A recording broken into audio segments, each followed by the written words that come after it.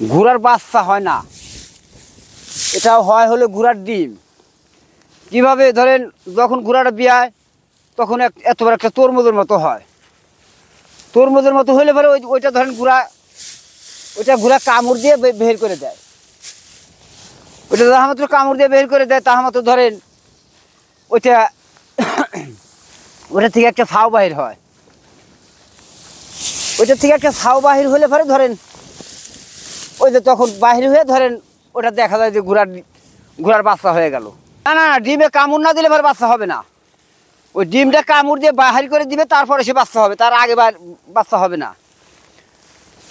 ওটা মানে মানুষ যে সচরাচর বলে যে ঘোড়ার ডিম, মানে ঘটনা কি সঠিক? না, ঘোড়ার ডিম পারে, ঘোড়ার তো অরিজিনাল ছাউ তোলায় না।